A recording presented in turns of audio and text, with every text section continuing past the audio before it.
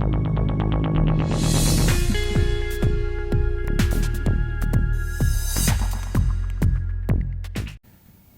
Out of ഫോക്കസിലേക്ക് സ്വാഗതം. നമ്മൾ ആദ്യം സംസാരിക്കുന്നത് വയനാട് ലോക്സഭാ മണ്ഡലത്തിൽ ഇന്നലെ രാഹുൽ ഗാന്ധി UDF സ്ഥാനാർത്ഥി പത്രിക സമർപ്പിക്കാൻ വന്നപ്പോൾ വലിയ റോഡ് ഷോയോട് കൂടിയാണ് അദ്ദേഹം പത്രികാ സമർപ്പണത്തിനായി കളക്ടറേറ്റിലേക്ക് വന്നത്. വരുമ്പോൾ വലിയ ജനപങ്കാളിത്തം റോഡ് ഷോയിലുണ്ടായിരുന്നു. മുസ്ലിം ലീഗിൻ്റെ പ്രതിനിധികളായിട്ടുള്ള പ്രവർത്തകരായിട്ടുള്ള ആളുകളുടെ വലിയ പങ്കാളിത്തം കൊണ്ടുകൂടിയാണ് അത്രയും വലിയ കൂട്ടമായിട്ടത് മാറിയത്. പക്ഷേ കഴിഞ്ഞ തവണത്തേതുപോലെ ഏതെങ്കിലും രണ്ട് പാർട്ടികളും അവരുടെ കൊടികൾ ഉപയോഗിച്ചില്ല. അപ്പം മുസ്ലിം ലീഗ് പ്രവർത്തകർക്ക് കൊടികൾ ഉപയോഗിക്കേണ്ടതില്ല എന്ന നിർദ്ദേശം ഉണ്ടായിരുന്നു. കാരണം അത് രാഹുൽ ഗാന്ധിയുടെ പരിപാടിയിൽ ഇങ്ങനെ മുസ്ലിം ലീഗിൻ്റെ പച്ചക്കൊടി ഉയരുന്നത് നോർത്ത് ഇന്ത്യയിൽ കഴിഞ്ഞ തവണത്തേതുപോലെ BJP അവർക്കെതിരായിട്ടുള്ള ആയുധമാക്കി വർഗീയ പ്രചാരണത്തിന് ഉപയോഗിച്ചേക്കും. അതിൻ്റെ സാധ്യത തടയണം എന്ന മുന്നിൽ കണ്ടുകൊണ്ട് ഇത്തവണ അവരത് വിലക്കുകയാണ് ചെയ്തതെന്നാണ് നമ്മൾ മനസ്സിലാക്കുന്ന കാര്യം. ഇത് വലിയ വിമർശനത്തിനും പരിഹാസത്തിനും ഒക്കെ കാരണമായിട്ടുണ്ട്. മുഖ്യമന്ത്രി പിണറായി വിജയൻ അടക്കമുള്ള ആളുകൾ ഇത് ഏറ്റെടുക്കുകയും മുസ്ലിം ലീഗിന് എങ്ങനെയാണ് കോൺഗ്രസിനകത്ത് പരിഗണിക്കപ്പെടുന്നത് എന്ന കാര്യം ചൂണ്ടിക്കാണിച്ചുകൊണ്ട് വിമർശിക്കുന്നു. സോഷ്യൽ മീഡിയയിൽ വലിയ പരിഹാസവും കാണുന്നുണ്ട്.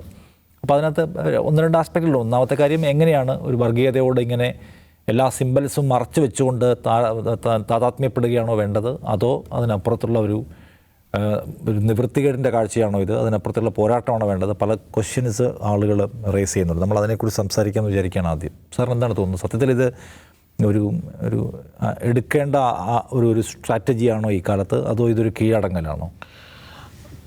കീഴടങ്ങലാണെന്ന് ഞാൻ കരുതുന്നില്ല. ഇതിൽ കോൺഗ്രസ്സിന് വേണ്ടി വന്നിട്ടുള്ള ഒരു നിലപാട് എന്ന് പറയുന്നത്, ഒന്നാമത്തെ കാര്യം, അവരതിന് നൽകിയിരിക്കുന്ന വിശദീകരണം കൊടി തോരണങ്ങൾ ആവശ്യമില്ല, അല്ലെങ്കിൽ കൊടികൾ തന്നെ ഉയർത്തിപ്പിടിച്ചുകൊണ്ട് പ്രചാരണം നടത്തണം എന്ന ആവശ്യമില്ല എന്നൊരു സംഗതി അവർ യുക്തിഭദ്രമായി പറയുന്നുണ്ട്. ഒരിടത്ത് ബലൂണുകളും പ്ലക്കാർഡുകളും സ്ഥാനാർത്ഥികളുടെ ചിത്രവും ചിഹ്നവും ഒക്കെ വെച്ച് പ്രചാരണം നടത്തുന്നതിന് ഒരു തടസ്സവുമില്ല.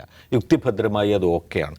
രണ്ടാമത്തെ കാര്യം എന്ന് പറയുന്നത്, ഇനി അതിൽ നിൽക്കുന്നില്ല എങ്കിൽ, കഴിഞ്ഞ തവണ നിങ്ങൾ പച്ചക്കൊടി ഉയർത്തിയല്ലോ, ഇത്തവണ എന്തുകൊണ്ട്? കോൺഗ്രസിൻ്റെ കൊടി കഴിഞ്ഞ തവണ ഉയർത്തിയല്ലോ, ഇത്തവണ ഇല്ല എന്നുള്ള ചോദ്യം സ്വാഭാവികമാണ്. നമ്മൾ കാണേണ്ടത്, കഴിഞ്ഞ തവണ പച്ചക്കൊടി ഉയർത്തിയപ്പോൾ അതിന് ഏതൊക്കെ രൂപത്തിൽ ഉത്തരേന്ത്യയിൽ ഉപയോഗിച്ചു സംഘപരിവാർ എന്നുള്ളത് നമുക്ക് വ്യക്തമായി മനസ്സിലായിട്ടുള്ള കാര്യമാണ്. അതിവിടെ മത്സരിക്കുന്ന സമയത്ത് മാത്രമായിരുന്നില്ല. അതിനുശേഷം രാഹുൽ ഗാന്ധി ഭാരത് ജോഡോ യാത്ര നടത്തിക്കൊണ്ട് നിലമ്പൂരിൽ, വയനാട് മണ്ഡലത്തിലെ നിലമ്പൂരിലൊക്കെ എത്തിയ സമയത്ത് അവിടെ മുസ്ലിം ലീഗിന് കൊടി ഉണ്ടായിരുന്നു. ആ കൊടി പാകിസ്ഥാൻ കൊടിയാണ് എന്ന രീതിയിൽ വ്യാപകമായ പ്രചാരണം നടന്ന സന്ദർഭം ഉണ്ടായിരുന്നു. അപ്പോൾ എങ്ങനെയെല്ലാം രാഹുൽ ഗാന്ധിക്കെതിരെ ഈ ഒരു ആരോപണം കൂട്ടിച്ചേർത്ത് വയ്ക്കാൻ കഴിയുന്ന സന്ദർഭങ്ങൾ ഉണ്ടാവുന്നു, അപ്പോഴെല്ലാം അത് സംഘപരിവാർ അവരുടേതായിട്ടുള്ള നിലയിൽ അതിനെ പ്രചരിപ്പിക്കുന്നുണ്ട്. നമ്മൾ കാണേണ്ടത്, ഇതൊരു ഇന്ത്യൻ രാഷ്ട്രീയാവസ്ഥയാണ്. ഈ പച്ചക്കൊടിയെ ഇങ്ങനെ അപമാനിക്കുക, അല്ലെങ്കിൽ ഈ തരത്തിൽ മിസ്യൂസ് ചെയ്തുകൊണ്ട്, ആരാണ് മിസ്യൂസ് ചെയ്യുന്നതെന്ന് നമ്മൾ പ്രത്യേകം ശ്രദ്ധിക്കണം. മിസ്യൂസ് ചെയ്തുകൊണ്ട് അതിനെ ഉപയോഗിക്കുക എന്ന് പറയുന്ന, ദുരുപയോഗിക്കുക എന്ന് പറയുന്ന ഒരു സംഗതി ഇന്ത്യൻ രാഷ്ട്രീയത്തിൽ നടക്കുകയാണ്. അതിനോട് ഇപ്പോൾ നമുക്ക് യുക്തി വേണമെങ്കിൽ അതിനെ ചെറുത്തു തോൽപ്പിക്കാൻ, ഇത്തവണയും ഞങ്ങൾ പച്ചക്കൊടിയുമായിട്ട് രംഗത്ത് തന്നെയുണ്ട്, ഞങ്ങൾക്കാരെയും ഭയമില്ല എന്നൊരു നിലപാടെടുത്തുകൊണ്ട് കോൺഗ്രസും ലീഗും അവിടെ ഉണ്ടാകണമെന്നാണ് ഈ വിഷ്ഫുൾ തോട്ടുള്ള ആളുകൾ ചിന്തിക്കുന്നത് എന്നാണ് ഞാൻ വിചാരിക്കുന്നത്. അവരാരും കുഴപ്പം പിടിച്ച ആളുകളായിരിക്കണമെന്നില്ല.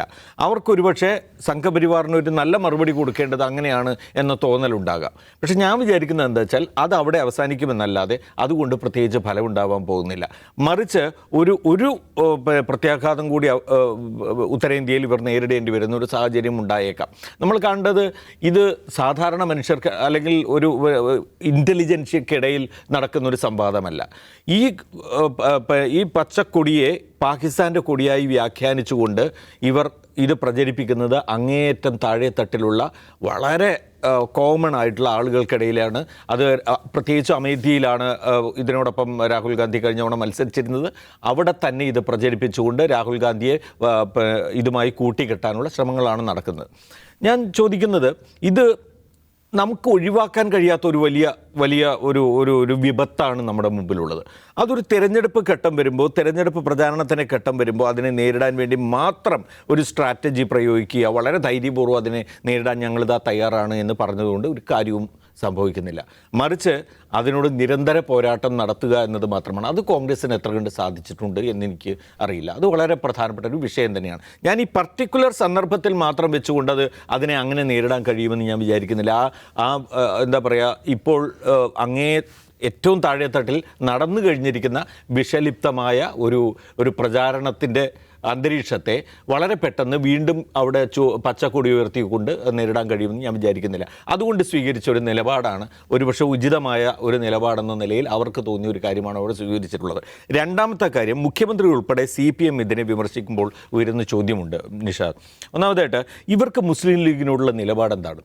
ആ പാർട്ടി ഏത് തരത്തിലുള്ള പാർട്ടിയാണ്? ഒരു ജനാധിപത്യ പാർട്ടിയാണ് എന്നതിൽ കവിഞ്ഞ് ആ പാർട്ടിയെക്കുറിച്ച് ഇവരെന്താണ് തുറന്ന് സംസാരിക്കാത്തത്? ഇവരുടെ നിലപാട് എന്താണെന്ന് എന്തുകൊണ്ടാണ് പറയാത്തത്? ആ പാർട്ടി ഇങ്ങോട്ട് വരികയാണെങ്കിൽ അവരെ സ്വീകരിക്കാൻ തയ്യാറാണ് എന്നിവർ വ്യക്തമായി എപ്പോഴെങ്കിലും പറഞ്ഞിട്ടുള്ളൂ? കേരളത്തിലെ ന്യൂനപക്ഷങ്ങളെ പ്രതിനിധീകരിക്കുന്ന പാർട്ടിയാണ് എന്ന് എപ്പോഴെങ്കിലും ഇവർ പറഞ്ഞിട്ടുണ്ടോ?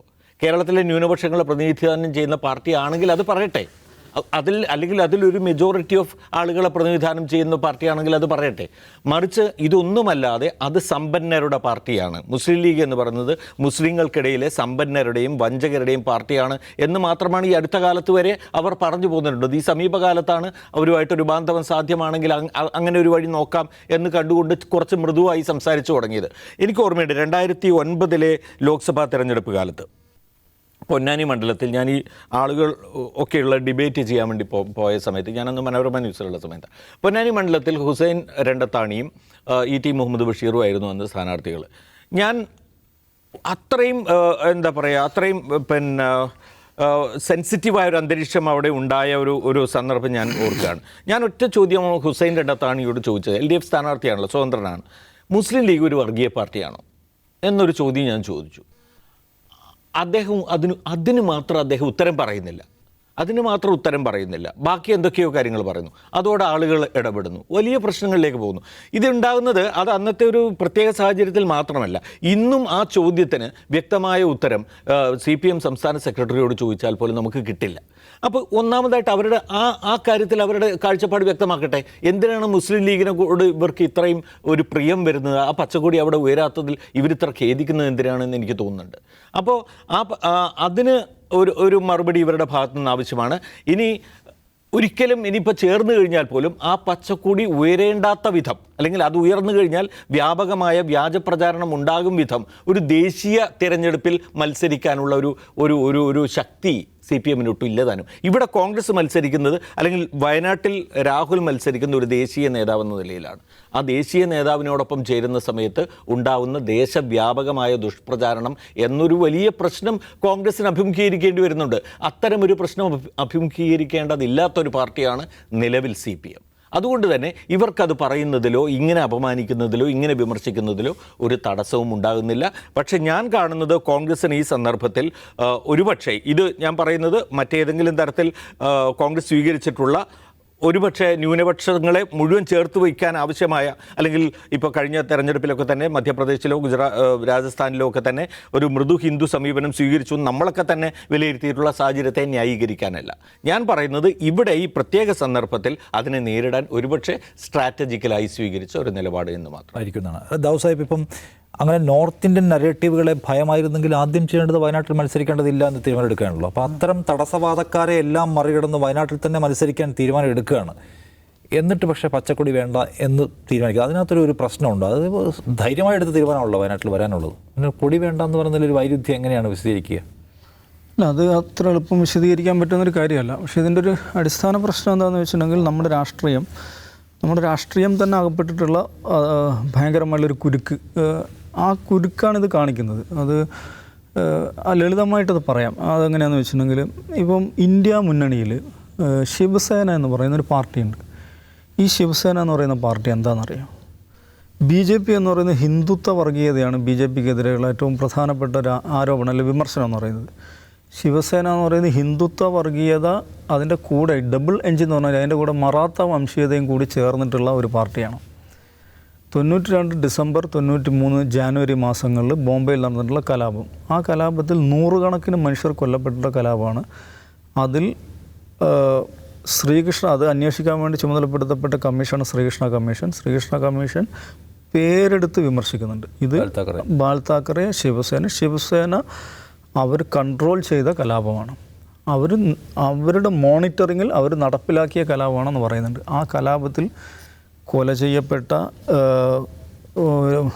കുഞ്ഞുങ്ങൾ കൊല ചെയ്യപ്പെട്ട അച്ഛന്മാരും അമ്മമാരുണ്ട്. അവരുടെ കുഞ്ഞുങ്ങൾ ഇപ്പോഴും മുംബൈ നഗരത്തിലുണ്ട്. വിധവകളാക്കപ്പെട്ട സ്ത്രീകളുണ്ട്, അവരിപ്പോഴും മുംബൈയിലുണ്ട്.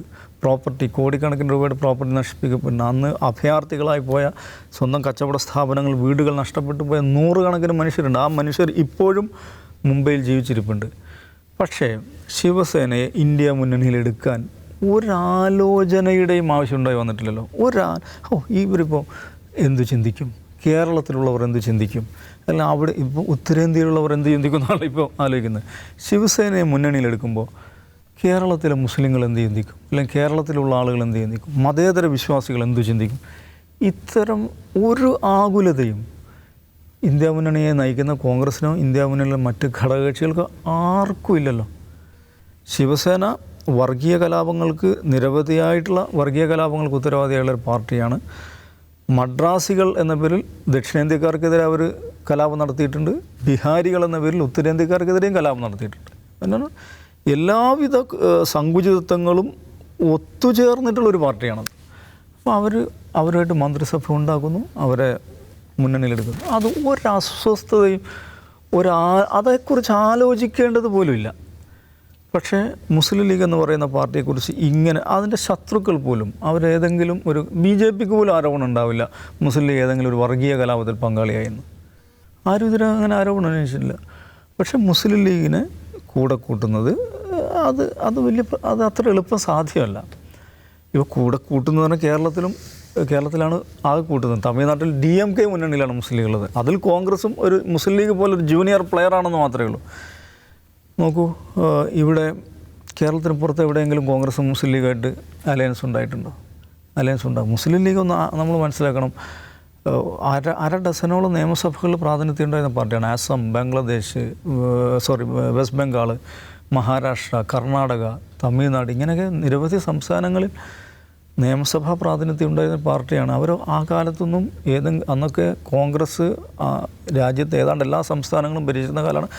വളരെ ചുരുങ്ങിയൊരു സമയം ഈ അജയ് മുഖർജിയുടെ മന്ത്രിസഭയിൽ, അതൊരു കൂട്ടുകക്ഷി മന്ത്രിസഭയായിരുന്നു. വെസ്റ്റ് ബംഗാളിൽ മുസ്ലിം ലീഗിന് 3 മന്ത്രിമാരുണ്ടായിരുന്നു, ഏതാനും മാസങ്ങൾ മാത്രം. അതല്ലാതെ വേറെ എവിടെയും അങ്ങനെ സഖ്യകക്ഷിയായിട്ട് മുസ്ലിം ലീഗിനെ കൂട്ടിയില്ല. അതിങ്ങനെ പോയി. ഇപ്പോൾ മുസ്ലിം ലീഗിൻ്റെ കൊടി, രാഹുൽ ഗാന്ധിയുടെ ഒരു റോഡ് ഷോയിൽ മുസ്ലിം ലീഗിൻ്റെ കൊടി കണ്ടാൽ അത് പ്രശ്നമാകും. അത് പ്രശ്നമാകുമെന്ന് വെച്ചാൽ നേരത്തെ പ്രൊഫസർ പറഞ്ഞത് അത് പ്രശ്നമാക്കാനുള്ളൊരു മെക്കാനിസം BJPക്കുണ്ട്. അവരുടെ ഒരു പ്രചാരണ അതിനൊരു വലിയൊരു മെഷീനറി, പ്രൊപ്പഗൻഡ മെഷീനറി അവർക്കുണ്ട്. അപ്പോൾ BJPയുടെ പ്രൊപ്പഗൻഡ മെഷീനറിയെ ഭയന്ന് കോൺഗ്രസ് ഇങ്ങനെ പിറകോട്ട് കാൽ വെക്കുകയാണെങ്കിൽ എത്ര പിറകോട്ട് വെക്കും? ആ പിറകോട്ട് വെക്കുന്നതിൻ്റെ ഒരു പരിധി എത്രയാണ്? ഏത് അളവ് വരെ പിറകോട്ട് പോകാൻ പറ്റും? BJPയെ സംബന്ധിച്ചിടത്തോളം അവർ എല്ലാറ്റിനെയും പ്രശ്നവൽക്കരിക്കുന്ന ആളുകളാണ്. അവർക്ക് പച്ചക്കൊടി, മുസ്ലിം ലീഗിൻ്റെ പച്ചക്കൊടി ആവണമെന്നില്ല, പച്ച നിറം തന്നെ കണ്ടാൽ അവർക്ക് പ്രശ്നമാക്കാൻ പറ്റും. കേരളവുമായി ബന്ധപ്പെട്ട എന്ത് കാര്യവും അവർ പ്രശ്നമാക്കുന്നുണ്ട്. അപ്പോൾ ഉത്തരേന്ത്യയിൽ BJP പ്രശ്നമാക്കും എന്ന ധാരണയിൽ, എന്ന ഭീതിയിൽ പിറകോട്ട് കാൽ വെക്കുകയാണെങ്കിൽ നിങ്ങൾ എത്ര വരെ പിറകോട്ട് വെക്കും? ഈ ചോദ്യം അതൊരു വയനാടുമായി ബന്ധപ്പെട്ടൊരു ചോദ്യമല്ല, ഇന്ത്യൻ രാഷ്ട്രീയവുമായി ബന്ധപ്പെട്ട അടിസ്ഥാന ചോദ്യമാണ്. നോക്കൂ, എങ്ങനെയാണ് ഹിന്ദുത്വ പൊളിറ്റിക്സ് ഇന്ത്യയിൽ വളർന്നു വന്നത്? ഹിന്ദുത്വ പൊളിറ്റിക്സ് ഇന്ത്യയിൽ വളർന്നു വന്നത് ഇവരിങ്ങനത്തെ ചോദ്യങ്ങൾ ഉന്നയിക്കുമ്പോൾ, ഇങ്ങനത്തെ സംശയങ്ങൾ ഉന്നയിക്കുമ്പോൾ ഈ കോൺഗ്രസ് അടക്കമുള്ള മതേതര ചേരി ഓരോ സന്ദർഭത്തിലും ഓരോ കാല് പിറകോട്ട് വെച്ച് പോന്നു. കോൺഗ്രസ് ഒരു കാല് പിറകോട്ട് വെക്കുമ്പോൾ ആ സ്പേസിൽ ആര് 2 കാല് വെക്കുന്നു? BJP 2 കാല് വെക്കുന്നു. അങ്ങനെയാണ് ഇവിടം വരെ എത്തിയിരിക്കുന്നത്. അപ്പോൾ ഇനിയും നിങ്ങൾ ഇങ്ങനെ പിറകോട്ട് കാൽ വെക്കുക എന്ന ഒരു സ്ട്രാറ്റജി തന്നെയാണോ സ്വീകരിക്കുന്നത്? ഡിഫൻസ് ലൈനിൽ നിൽക്കുക, എല്ലാ ദിവസവും ഡിഫൻഡ് ചെയ്തുകൊണ്ടേയിരിക്കുക എന്നതാണോ നിങ്ങളുടെ പൊളിറ്റിക്കൽ സ്ട്രാറ്റജി? അതല്ല, നിങ്ങളിതിനെ ഒഫൻഡ് ചെയ്യാൻ പോവുകയാണോ? നിങ്ങളുടെ ഒഫൻസീവ് പൊസിഷൻ എടുക്കാൻ നിങ്ങൾ സന്നദ്ധരാണോ? ഇതാണ് ഇന്ത്യൻ രാഷ്ട്രീയത്തിലെ ഹിന്ദുത്വ വേഴ്സസ് ആൻറ്റി ഹിന്ദുത്വ പൊളിറ്റിക്സിൻ്റെ കോർ ക്വസ്റ്റ്യൻ എന്ന് പറയുന്നത്. നിങ്ങൾ ഡിഫൻസീവ് പൊളിറ്റിക്സ് ആണോ ഒഫൻസീവ് പൊളിറ്റിക്സ് ആണോ കളിക്കുന്നത്? ഡിഫൻസീവ് പൊളിറ്റിക്സ് ആണോ കളിക്കുന്നതെങ്കിൽ നിങ്ങൾക്ക് ഒരു കാലത്ത് മുന്നോട്ട് പോകാൻ പറ്റില്ല. എല്ലാ ദിവസവും പിറകോട്ട് കാല് വെക്കുക എന്നുള്ളത്. അതല്ല, ഹിന്ദുത്വ ബ്രിഗേഡിനെ മറികടന്ന് പോകാൻ പറ്റുന്ന വലിയൊരു പൊളിറ്റിക്കൽ മാസ് ഇവിടെ ഉണ്ട്. അതിനെ നിങ്ങൾ സംഘടിപ്പിക്കണം. അതിനൊരു ഒഫൻസീവ് പൊസിഷൻ വേണം. അതിൽ മുസ്ലിങ്ങളുണ്ട്, ദലിതരുണ്ട്, പിന്നോക്ക ജനസമൂഹങ്ങളുണ്ട്. ഇവരെ സംഘടിപ്പിക്കാൻ ആവശ്യമുള്ളൊരു പൊളിറ്റിക്കൽ ഫ്രെയിംവർക്കും ഒരു പൊളിറ്റിക്കൽ ലാംഗ്വേജും നിങ്ങൾ വികസിപ്പിക്കണം. അപ്പോഴേ നിങ്ങൾക്ക് ഇതിനെ മറികടന്ന് മുന്നോട്ട് പോകാൻ പറ്റുകയുള്ളൂ. പക്ഷെ അത് തിരിച്ചറിയുന്നതിൽ കോൺഗ്രസ് ഇതുവരെ അതിൻ്റെ ഒരു പ്രാഥമികമായ പടി പോലും കടന്നിട്ടില്ല എന്നുള്ളതാണ്. അത് കുറച്ചെങ്കിലും മനസ്സിലാക്കിയ ഇന്ത്യയിലെ രാഷ്ട്രീയക്കാരെന്ന് പറഞ്ഞിട്ടുണ്ടെങ്കിൽ ഈ തമിഴ്നാട്ടിലെ ദ്രാവിഡ രാഷ്ട്രീയം അവരത് മനസ്സിലാക്കിയിട്ടുണ്ട്. അവർ ആ പൊസിഷൻ എടുത്ത് നിൽക്കുന്നുണ്ട്. നമുക്ക് BJP അവിടെ ഒന്നും ചെയ്യാൻ പറ്റുന്നില്ല. അത് മനസ്സിലാക്കി പ്രവർത്തിക്കുന്ന ഒരാളാണ് ലാലു പ്രസാദ് യാദവ്. ഒരു കാര്യം മനസ്സിലാക്കുക, ഹിന്ദി ഹൃദയഭൂമിയിൽ BJPക്ക് ഇതുവരെയും ഒരു മുഖ്യമന്ത്രി ഇല്ലാത്ത ഒരേ ഒരു സംസ്ഥാനം അതേതാണ്? ബീഹാർ. അത് ബീഹാറാണ്. എന്തുകൊണ്ടാണ് അത് സാധിച്ചത്? അത് ഈ കോൺഗ്രസിൻ്റെ ഈ അഴകുഴമ്പൻ രാഷ്ട്രീയമല്ല അവിടെ അവരെടുത്തിരിക്കുന്നത്. അവിടുത്തെ രാഷ്ട്രീയ മുഖ്യധാര എന്ന് പറയുന്നത് അവർ ഹിന്ദുത്വത്തിനെതിരായിട്ടുള്ള ഈ ഒഫൻസീവ് പൊസിഷൻ അതെടുത്തുകൊണ്ടാണ് അവർ മുന്നോട്ട് വന്നത്. ആ ഒരു സംസ്ഥാനത്ത് മാത്രമാണ് BJPക്ക് കാലം അത്രയായിട്ടും ഒരു മുഖ്യമന്ത്രിയെ കിട്ടാതെ പോയത്. നമ്മൾ മനസ്സിലാക്കണം. അപ്പോൾ കോൺഗ്രസ് ഈ ലൈൻ തന്നെയാണ് സ്വീകരിക്കുന്നത് എന്നുള്ളതാണ് ഈ സ്വന്തം കൂടെയുള്ള സഖ്യകക്ഷി. അതും വയനാട് മണ്ഡലത്തിൻ്റെ കാര്യം മനസ്സിലാക്കണം. അവിടെ മുസ്ലിം ലീഗാണ് ഏറ്റവും പ്രധാനപ്പെട്ട പാർട്ടി. അപ്പോൾ അവരുടെ കൊടി ഞങ്ങളുടെ റോഡ് ഷോയിൽ ഉണ്ടാകുന്നു എന്നുള്ളതെക്കുറിച്ച് അവർ ദേ ആർ ഷൈഡ് എന്ന് പറയുന്നത് അങ്ങേയറ്റം ഗുരുതരമായിട്ടുള്ള സാഹചര്യമാണ്. അപ്പോൾ CPIM ഈ സാഹചര്യത്തെ രാഷ്ട്രീയമായി മുതലെടുക്കാൻ അവർ ശ്രമിക്കും. അത് മനസ്സിലാക്കാവുന്നതേ ഉള്ളൂ. പക്ഷേ അത് എത്രത്തോളം സിൻസിയറാണെന്നുള്ളത് നമ്മൾ നോക്കണം. നേരത്തെ പ്രമോദ് സാർ പറഞ്ഞൊരു ഉത്തരേന്ത്യയിൽ കോൺഗ്രസിൻ്റെ മാതിരിയുള്ള ഒരു പൊസിഷനിലാണ് CPM ഉണ്ടായിരുന്നതെന്ന് വിചാരിക്കുക. അങ്ങനെയാണ് ഈ പൊസിഷൻ CPM സ്വീകരിക്കുമെന്ന ചോദ്യം അവിടെ ഉണ്ട്. അത് വളരെ പ്രസക്ത. നോക്കൂ, മുസ്ലിം ലീഗിനെ മന്ത്രിസഭയിലെടുത്ത് ആദ്യമായിട്ട് മുസ്ലിം ലീഗ് കേന്ദ്ര മന്ത്രിസഭയിൽ വരുന്നത് 2004 മൻമോഹൻ സിംഗിൻ്റെ മന്ത്രിസഭയിലാണ്. അന്ന് CPM എടുത്ത പൊസിഷൻ എന്താണ്? അന്ന് അതിനെതിരെ എന്തോരം പ്രസംഗിച്ചേർന്നാണ് VS അച്യുതാനന്ദൻ മന്ത്രിസഭയിൽ നിന്ന് പുറത്താക്കണമെന്ന് ആവശ്യപ്പെട്ടിട്ടുണ്ട്. അതെന്ത് രാഷ്ട്രീയമാണ്? ഇനി കേരളത്തിലെങ്ങാണ്ടോ ഏതോ ഒരു സ്കൂളിൽ പച്ച ബോർഡ് വെച്ചതിൻ്റെ പേരിൽ ആ സ്കൂളുകാർ പച്ച ബോർഡ് വെച്ചപ്പോൾ വിദ്യാഭ്യാസ വകുപ്പിൽ അബ്ദുറബ്ബായിരുന്നു ഉണ്ടായിരുന്നതുകൊണ്ട് അതിനെതിരെ ആദ്യം ഫേസ്ബുക്ക് പോസ്റ്റ് ആരാന്ന് ഓർമ്മയുണ്ടോ നിഷാദിന്? പിണറായി വിജയൻ എന്ന് പറയുന്ന പോളിറ്റ് ബ്യൂറോ അംഗമാണ്. നോക്കണം, പച്ച ബോർഡ് എന്ന് പറഞ്ഞാൽ ഇൻ്റർനാഷണൽ സ്റ്റാൻഡേർഡാണ്. ഇൻ്റർനാഷണൽ ബ്ലാക്ക് ബോർഡല്ല. നമ്മൾ ലോകത്ത് എവിടെ പോയാലും പച്ച ബോർഡാണ് ക്ലാസ് മുറികൾ കൂടുതൽ ഉപയോഗിക്കുന്നത്.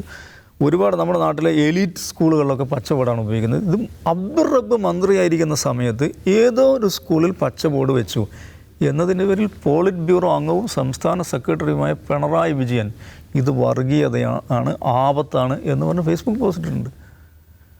അതുകൊണ്ട് CPM ഇതേക്കുറിച്ച് സംസാരിക്കാൻ ധാർമ്മികമായ അവകാശമുണ്ടെന്ന് എനിക്ക് തോന്നുന്നില്ല.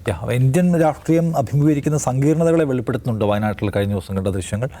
അപ്പോൾ അതിനകത്ത് എല്ലാ പാർട്ടികളുള്ള ചോദ്യങ്ങളുണ്ട്. കോൺഗ്രസിനെ സംബന്ധിച്ചും എത്രത്തോളം പിന്നിലേക്ക് നടന്ന് ജയിക്കാൻ കഴിയുന്ന കാര്യം കോൺഗ്രസ് ആലോചിക്കേണ്ടത് കൂടിയാണ്.